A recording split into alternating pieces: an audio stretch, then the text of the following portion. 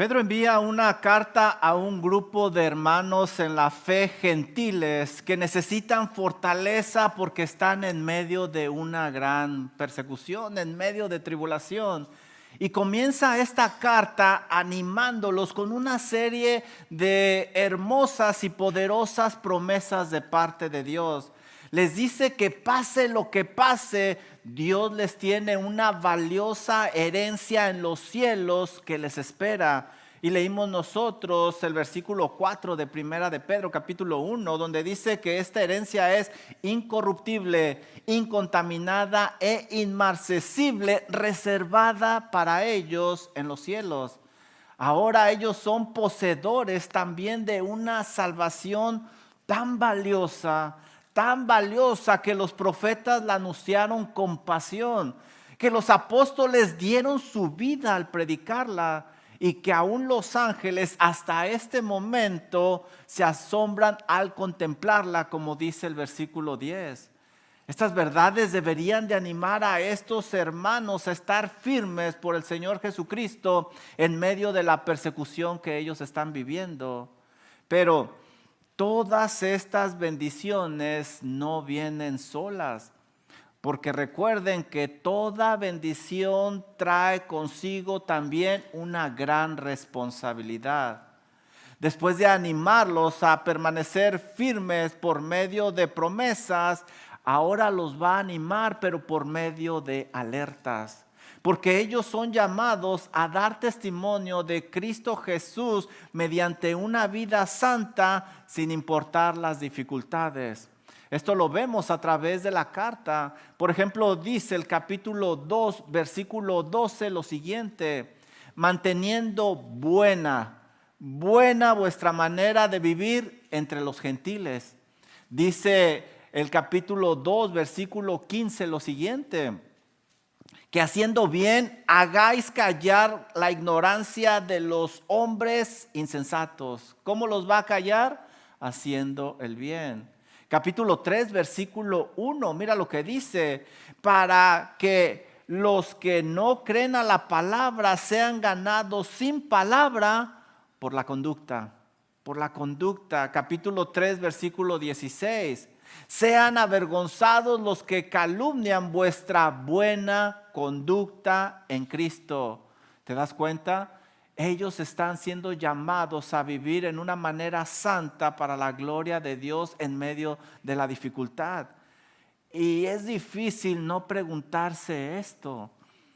¿Puede un hombre vivir de esta manera, bajo tanta presión, bajo tanto dolor, bajo tanta adversidad? ¿Podrá un hombre vivir de esta manera? Y la respuesta es un enfático no. Un hombre común y corriente no puede mantener este estilo de vida por mucho tiempo. Pero Pedro sabe que estos hermanos sí pueden vivir de esa manera, porque Dios los ha capacitado por medio del poder de su Santo Espíritu. Y ya estudiamos que ellos son elegidos según la presencia de Dios Padre en santificación del Espíritu para obedecer, dice Primera de Pedro 1:2. También el versículo 3 dice lo siguiente: que Dios los hizo renacer, nacieron de nuevo para una esperanza viva por la resurrección de Jesucristo de entre los muertos. Ellos sí pueden por el poder del Espíritu Santo. Por esa razón, la vida santa del creyente se convierte en un testimonio vivo del poder transformador del Evangelio. Pedro constantemente indica que la santidad es un medio para glorificar a Dios y para evangelizar al perdido en esta carta. La buena conducta es un testimonio visible del evangelio invisible que habita en el corazón del creyente.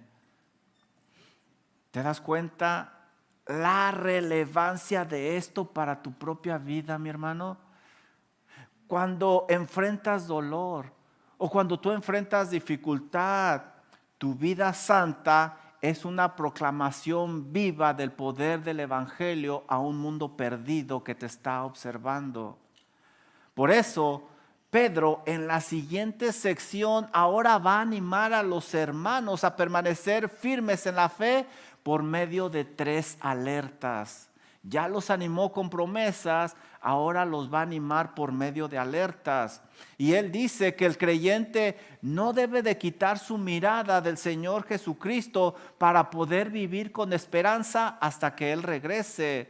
Lo estudiamos en el versículo 13, mira lo que dice: esperad por completo en la gracia que se os traerá cuando Jesucristo sea manifestado. También les dio una segunda alerta en el versículo 15, porque el cristiano debe de vivir en santidad. Y nosotros leemos ahí: sed también vosotros santos en toda vuestra manera de vivir, porque escrito está: sed santos porque yo soy santo. Y aquí también les da la tercera alerta para que permanezcan firmes, porque el Hijo de Dios también debe de vivir con reverencia. Miren lo que dice el versículo 17.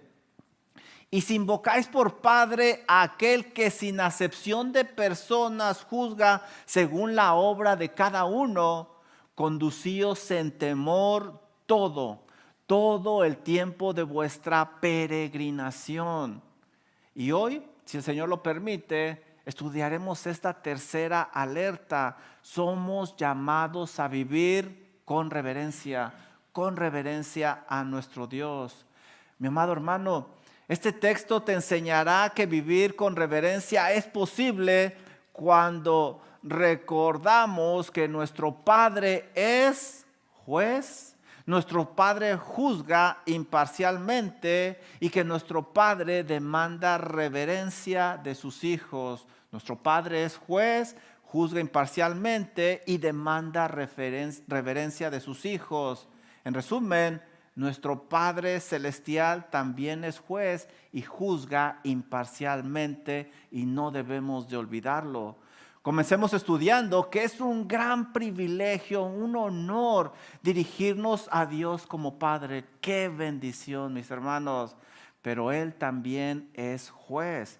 Esto nos va a ayudar porque fuera de que cause temor o pavor, no.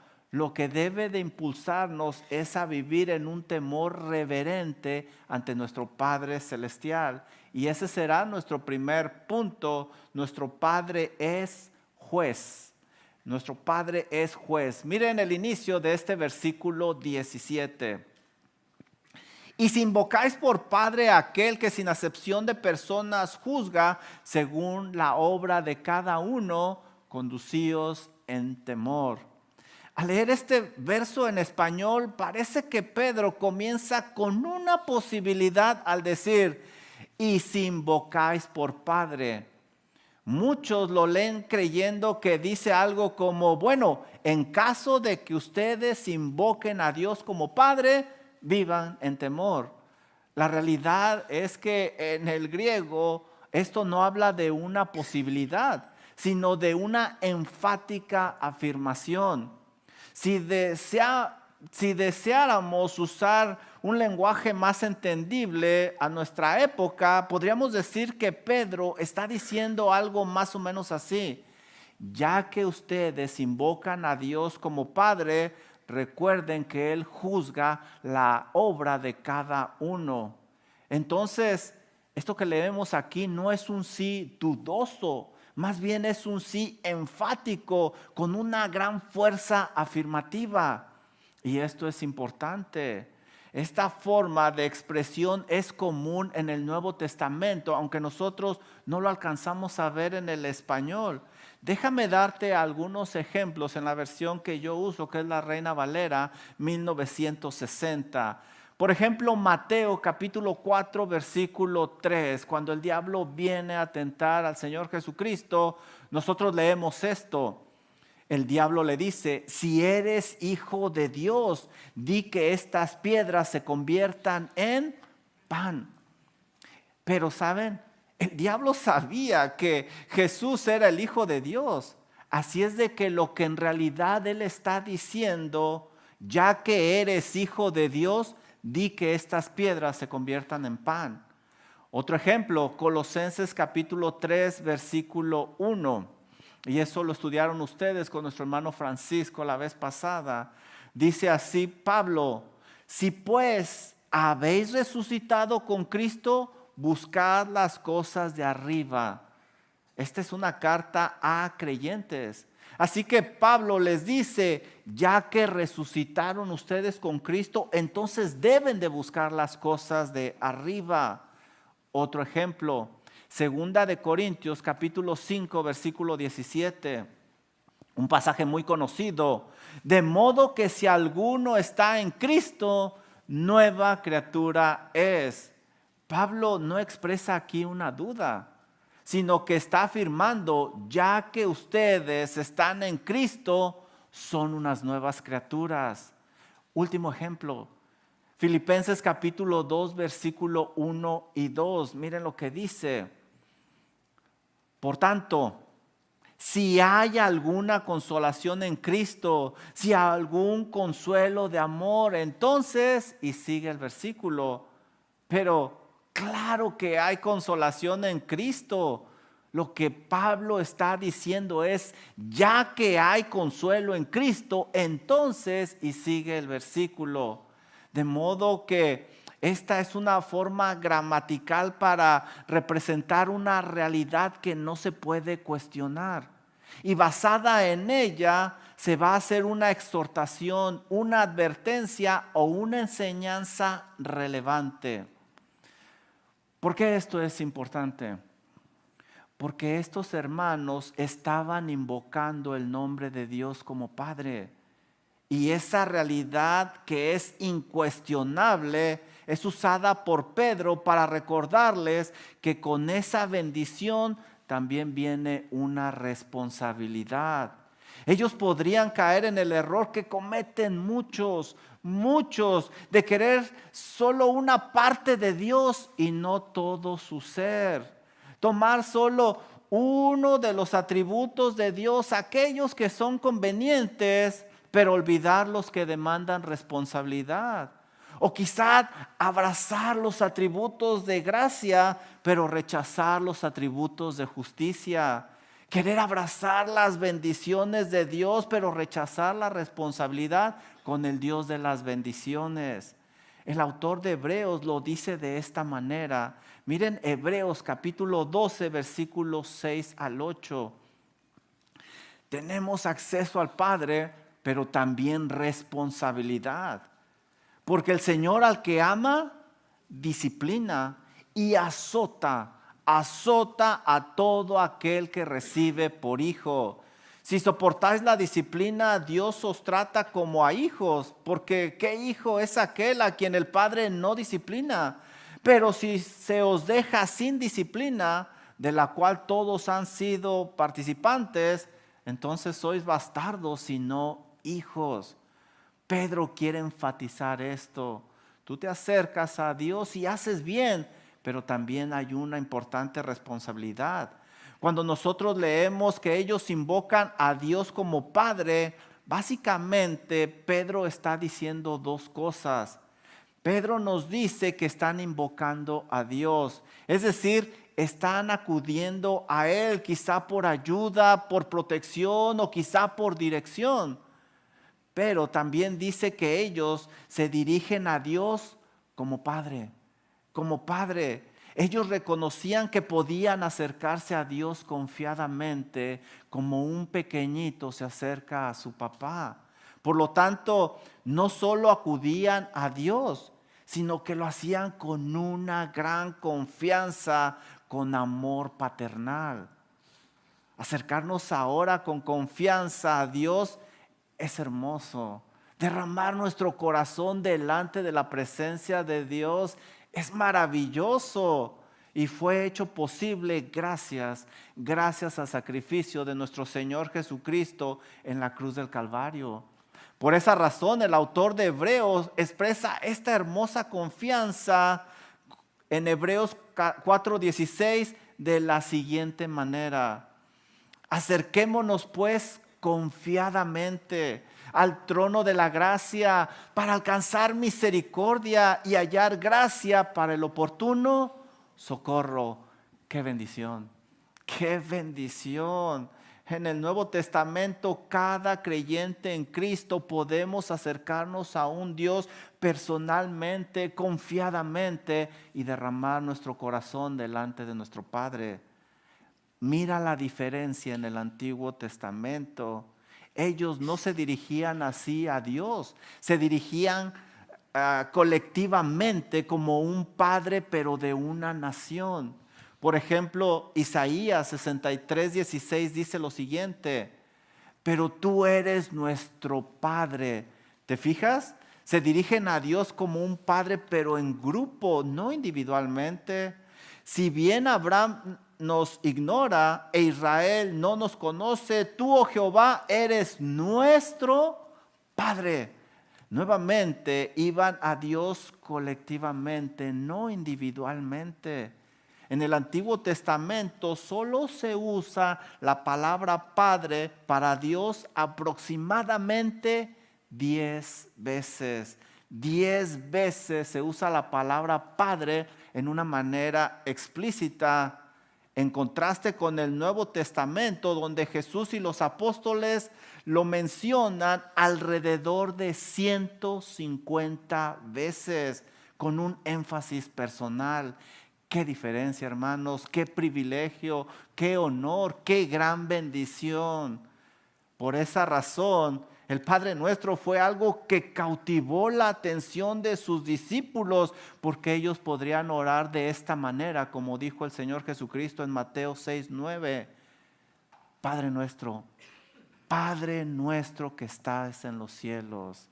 Estos hermanos están haciendo uso de un gran privilegio íntimo, personal para cada creyente. Dirigirse directa y confiadamente a Dios para buscar ayuda y amor paternal es una gran bendición que estos hermanos estaban echando mano, usando. Pero Pedro no quiere que ellos olviden un aspecto importante de esa relación personal con su Padre Celestial. Estos hermanos no debían perder de vista que ese Padre amoroso y misericordioso a quien ellos están invocando correctamente, también es un juez que evalúa cada una de sus obras. Pedro les alerta diciendo que Dios no es como ese padre consentidor que deja que sus hijos hagan todo lo que quieran, no, sino que Dios es un padre que ama a sus hijos, los cuida, los protege, pero también pide que vivan en santidad. Básicamente, Pedro les está diciendo, ya que ustedes invocan a Dios como Padre, deben de vivir en temor reverente toda su vida. Ellos no pueden olvidar que el mismo Padre que los ama y los protege, también evalúa sus obras como lo hace un juez imparcialmente. Su paternidad no está divorciada de su santidad. Ambas van de la mano todo el tiempo, todo el tiempo. John MacArthur en su comentario bíblico lo expresa de esta manera.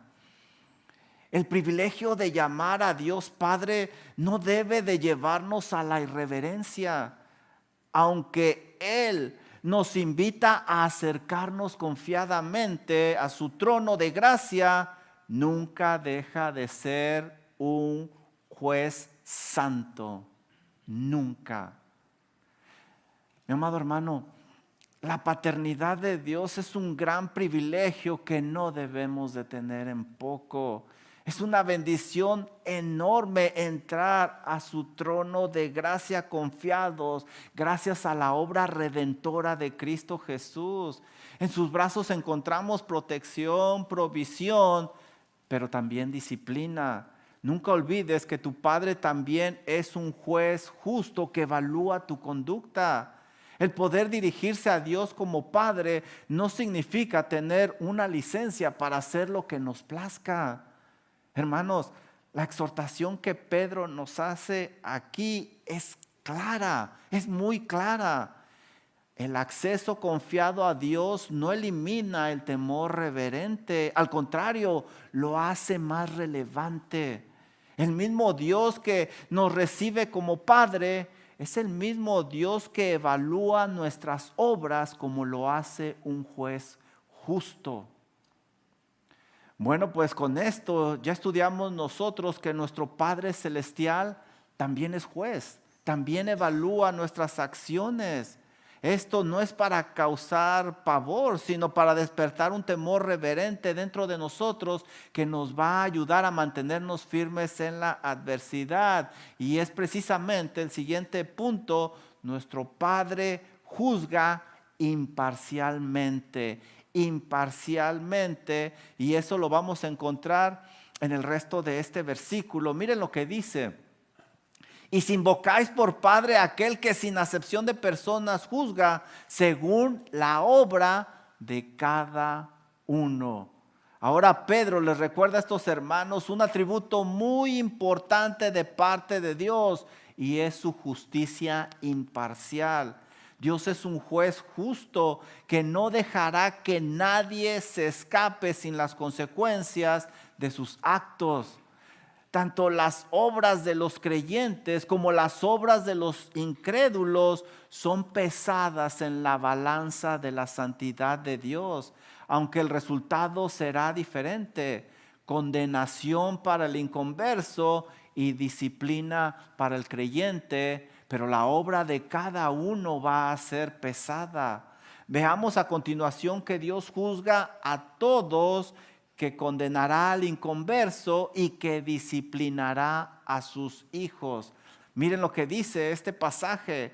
Lo primero que nosotros vemos en esta sección es que Dios va a juzgar. Dice aquí: la obra de cada uno será juzgada sin acepción de personas. La advertencia es clara en este texto, que sin consultar diccionarios o comentarios bíblicos nosotros podemos entender este mensaje.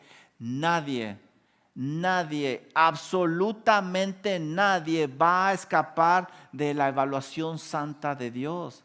Esta imparcialidad divina y santa es presentada desde el Antiguo Testamento. Por ejemplo, Deuteronomio 10:17 dice lo siguiente: porque Jehová vuestro Dios es Dios de dioses y Señor de señores, Dios grande, poderoso y temible, que no hace acepción de personas ni toma cohecho. Y como este pasaje, ustedes pueden encontrar muchos. La justicia de Dios es perfecta, nadie puede sobornarlo ni escapar de su justicia, absolutamente nadie. Muchos se engañan creyendo que podrán evitar las consecuencias de su pecado, pero el mismo Señor los advierte de esta manera. Dice Salmo 50:21 lo siguiente. Miren lo que le dice a estas personas que piensan que pueden escaparse: estas cosas hiciste, y yo, dice el Señor, he callado. Pensabas que de cierto yo era como tú, dice el Señor, pero te reprenderé y las pondré delante de tus ojos. Estos impíos malinterpretaron la paciencia de Dios, fabricándose un Dios cómodo en su mente que no los iba a castigar. Aún sus hijos, hermanos, aún sus hijos han experimentado la mano pesada de su disciplina cuando pecan. Tenemos el ejemplo claro de David, el hombre conforme al corazón de Dios. Él mismo confiesa esto en Salmo 32:4. Porque de día y de noche se agravó sobre mí tu mano, dice David. Se volvió mi verdor en sequedad de verano. Pedro anima a estos hermanos a invocar a Dios como Padre con una gran confianza, pero también les advierte que no deben de olvidar que ese Padre también es un juez justo, santo e imparcial. Es verdad que Dios juzgará la obra de cada uno sin acepción de personas. Sin embargo, la Escritura también es clara en que los creyentes y los incrédulos no recibirán el mismo trato. Los inconversos van a enfrentar un juicio condenatorio. Aquellos que rechazaron el sacrificio de Cristo Jesús, porque no creyeron a la obra de Cristo, y sus malas obras van a ser la prueba de esa incredulidad que los condena. Como rechazaron el sacrificio del Hijo de Dios, ellos mismos tendrán que pagar en el infierno por sus pecados. El pago será una condenación eterna, como lo afirma Pablo en Romanos 6:23, porque la paga del pecado es muerte, muerte. Y esta es una separación eterna de Dios, consciente y perpetua. El apóstol Juan, en su visión del gran trono blanco, lo confirma con las siguientes palabras. Mira lo que dice Apocalipsis 20:12. Y vi a los muertos, grandes y pequeños, de pie delante de Dios. Y los libros fueron abiertos. Y otro libro fue abierto, el cual es el libro de la vida. Y fueron juzgados los muertos por las cosas que estaban escritas en los libros, según sus obras. Según sus obras. Por lo tanto, los inconversos recibirán condenación eterna por haber rechazado a Dios como Padre, por haber tenido en poco el sacrificio de Cristo Jesús. Por otro lado, los creyentes también serán juzgados por su Padre Celestial, pero no para ser condenados, sino para ser disciplinados o evaluados según lo que haya sido su peregrinar en esta tierra. Quien está en Cristo Jesús está seguro en los brazos de su Padre, como Pablo lo indica en Romanos 8:1, dice lo siguiente: ahora pues ninguna condenación hay para los que están en Cristo Jesús, ninguna. Pero esto no significa que su Padre, quien además es un juez, no va a evaluar esa conducta. Llegará el día cuando todo creyente se presentará delante del Señor en el tribunal de Cristo. No será para salvación, sino para recibir o perder recompensa según el juicio de Dios. Y esto lo vemos nosotros en 2 de Corintios capítulo 5 versículo 10. Dice lo siguiente: porque es necesario que todos nosotros, es decir, todos los creyentes, compadezcamos ante el tribunal de Cristo, para que cada uno reciba según lo que haya hecho mientras estaba en el cuerpo, sea bueno o sea malo. Dios no los juzga para salvación, pero sí va a evaluar su fidelidad mientras estuvieron en esta tierra. Por lo tanto, los creyentes también recibirán una evaluación de sus actos delante de Dios. Pedro anima a estos hermanos a no engañarse, creyendo que Dios tiene favoritos o que pueden escapar de esa evaluación santa de Dios. El apóstol con toda intención usa la palabra juez, compara a Dios a un juez, porque sería contradictorio pensar que un juez que juzga al mundo con una justicia perfecta, ese mismo juez puede tolerar los pecados de sus propios hijos. Imposible, imposible. Como diría el mismo Pedro más adelante en el capítulo 4, el buen juez comienza la limpieza por su propia casa. ¿Te das cuenta, mi hermano? Tu conducta es importante delante de Dios. Es importante ante Dios a dónde fuiste esta semana, qué hablaste, cómo te comportaste, con quién estuviste. ¿Qué hiciste con ese tiempo que Dios te dio? Es relevante. No creas que porque puedes acercarte a Él con libertad, puedes descuidar tu testimonio. Recuerda que has sido adoptado por un Padre que además es juez. Él no permitirá que su nombre sea deshonrado a causa de tu testimonio. Y si es necesario, te corregirá. Él corrige a sus hijos para restaurar ese testimonio. Por el contrario, Si vives con reverencia, si vives con obediencia, le traerás gloria a su nombre y ahí es donde está la bendición de Dios. Bueno, pues ya estudiamos que nuestro Padre también es juez y que evalúa nuestras acciones. Terminemos viendo que esto nos conduce a vivir con reverencia todo el tiempo de nuestra peregrinación mientras estemos aquí en esta tierra. Esto no es para causar pavor en nosotros, sino para despertar un temor reverente dentro de nosotros que nos va a ayudar a mantenernos firmes en medio de la adversidad. Y este será nuestro tercer y último punto. Nuestro Padre demanda reverencia de nosotros. Mira cómo termina este precioso versículo. Y si invocáis por Padre aquel que sin acepción de personas juzga según la obra de cada uno, conducíos en temor todo el tiempo de vuestra peregrinación. Pedro concluye su exhortación a estos hermanos con una frase que yo encuentro muy interesante. Conducíos en temor, temor. El verbo conducirse es muy interesante porque es cierto que habla de la manera de vivir de las personas.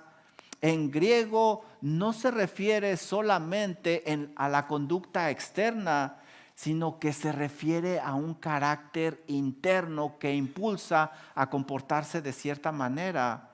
Por ejemplo, Pablo dice que su actitud interna con Dios se ve reflejada en su conducta externa que es piadosa. En 2 de Corintios 1:12, mira lo que dice.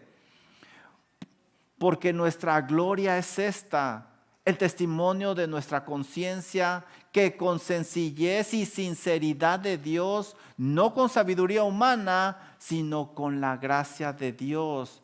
Hasta aquí Pablo ha descrito su actitud interna ante Dios. Ahora veamos cómo esa actitud interna se refleja exteriormente. Nos hemos conducido. ¿Dónde escucharon esa palabra? Primera de Pedro, que estamos estudiando nosotros. Nos hemos conducido, es la misma palabra, en el mundo y mucho más con vosotros. Otro ejemplo del uso de esta palabra lo encontramos en la carta a los Hebreos. Hebreos capítulo 13, versículo 18, mira lo que dice. Actitud interna se ve reflejado en nuestra conducta. Orad por nosotros, pues confiamos en que tenemos buena conciencia. ¿Qué es esto? Actitud interna. Tenemos buena conciencia delante de Dios, deseando conducirnos, la misma palabra, conducirnos como bien en todo, conducta externa. Como podemos apreciar, hermanos, una conciencia limpia ante Dios produce una conducta piadosa. Con esta definición y los ejemplos, ahora podemos entender mejor Primera de Pedro capítulo 1 versículo 17, donde Pedro usa este verbo conducirse. Miren lo que dice: y si invocáis por Padre, ¿qué es eso? Conducta interna. Aquel que sin acepción de personas juzga según la obra de cada uno, conducíos en temor todo el tiempo de vuestra peregrinación. Conducta externa. ¿Por qué esto es importante? ¿Por qué me tomé el tiempo de deshebrarlo para ustedes? Porque la verdadera vida cristiana no es de apariencias externas. No lo es. Los hijos obedientes de Dios no tienen un comportamiento apropiado solamente en el exterior. No, nunca. El comportamiento adecuado de los que invocan a Dios comienza internamente y se refleja externamente. Pedro está usando este verbo apropiadamente, inspirado por el Espíritu Santo, para recordarles la obra que Dios ha realizado dentro de ellos. Por lo tanto, están capacitados para vivir con reverencia, porque Dios comenzó la obra desde adentro y se debe de reflejar exteriormente. Una persona que no ha sido transformada por el poder del Evangelio nunca podrá vivir de esta manera. Quizás por un periodo de tiempo intentará vivir piadosamente, pero pronto se va a cansar. La vida cristiana que al principio le parecía atractiva, se convierte en algo que básicamente es un martirio. La lectura bíblica se va a volver pesada, la oración se va a volver aburrida, congregarse se va a hacer tedioso, pesado. Por el contrario, el mundo será atractivo para este tipo de personas y el pecado lo deleitará grandemente. Pero estos hermanos a los cuales les ha escrito Pedro han recibido la gracia de Dios transformadora. Han sido adoptados por Dios y renacidos a una esperanza viva.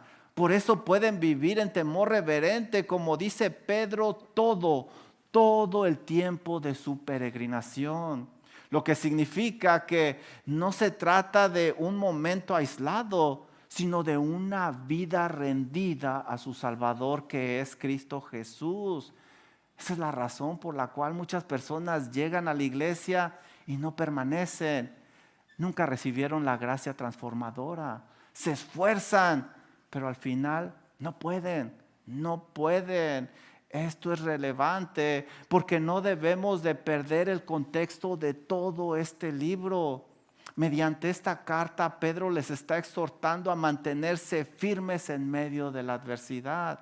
Por lo tanto, ellos pueden vivir en temor reverente a pesar de las calumnias, los ataques, todo lo que les suceda mientras estén en esta vida. Ahora, ¿a qué se refiere Pedro cuando dice que vivamos en temor? Este no es un temor que paraliza, ya estudiamos que nos estamos acercando a nuestro Padre Celestial, sino un respeto santo ante nuestro Padre, porque sabemos que Él también es juez. Es un temor reverente, saludable, porque nos mantiene alertas, evitando que nos desviemos.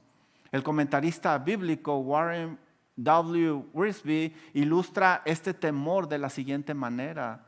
El temor de Dios es como el freno de un automóvil. No está ahí para arruinarnos el viaje, sino para mantenernos seguros en el camino.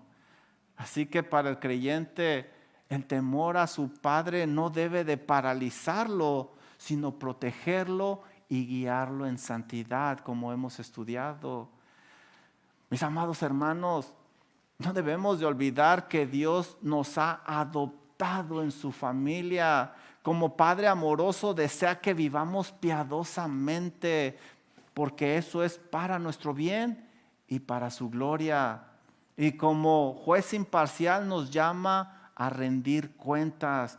Por eso, un instrumento para vivir de esa manera es respetarlo mediante un temor reverente toda nuestra vida. Termino con esto. Imagínate esta escena. Hay un juez reconocido en la ciudad. Cada día este juez, que es muy reconocido, entra con su toga y con el martillo en la mano y la solemne responsabilidad de impartir justicia. Todos lo respetan, todos saben que Él es imparcial, que Él es justo en cada caso que se le presenta, por muy complicado que sea.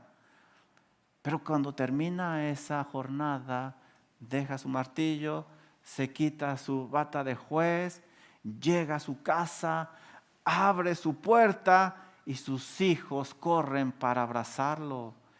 Para estos niños no es simplemente un juez, es su padre, ese mismo hombre respetado y admirado por muchos allá en la corte. Es tierno y amoroso en casa con sus hijos. Esos hijos que reciben ese amor y ese cuidado en su hogar saben que su padre no tolera la injusticia allá en el tribunal, mucho menos tolerará esa injusticia en su propia casa, con sus propios hijos. Nunca. Imposible. Ellos pueden acercarse confiadamente a los brazos de su Padre, sentir ese amor, derramar su corazón, pero nunca deben de olvidar que Él es un juez justo que merece respeto. De la manera similar, mis hermanos, sucede con nuestro Padre Celestial. En Cristo tenemos la gran bendición de llamarle Padre, pero Pedro nos recuerda en primera de Pedro 1:17 que ese mismo Padre también es un juez imparcial que evalúa nuestra conducta. Y esa realidad debe impulsarnos a vivir con un temor reverente delante de Él todos los días de nuestra vida. ¿Y qué tal tú? ¿Qué tal tú? ¿Estás dispuesto a abrazar la realidad de que tu Padre Celestial también es un juez que te evalúa? No lo olvides, no lo olvides porque es para tu bien y para su gloria. Recuerda que aquel que te examina con justicia también te sostiene en Cristo Jesús porque es tu Padre Celestial. Vamos a orar. Amado Señor y Dios y Padre Celestial, qué privilegio, ahora entendemos mejor, qué privilegio, qué honor, qué bendición poderle decir, Padre, Padre nuestro que está en los cielos. Como vimos en el Antiguo Testamento, era diferente, solo 10 veces vemos que se acercaban a usted y en una manera general, pero 150 veces aproximadamente en el Nuevo Testamento. Qué bendición, una bendición que a veces no apreciamos, no valoramos, pero hoy que lo hemos estudiado, queremos decirle gracias. Gracias por nuestro Señor Jesucristo que hace posible que entremos con toda confianza delante del trono de gracia. Pero amado Dios, ayúdenos a no olvidar que usted también es un juez justo, santo, que juzga la obra de cada uno. Y aunque nosotros estamos en Cristo y no es para condenación, también, Señor, hay disciplina como aprendimos en la vida de David. Gracias, Señor, por este privilegio de poderle decir Padre. Oramos esto en el nombre precioso de aquel que lo hizo posible, en el nombre de Cristo Jesús. Amén.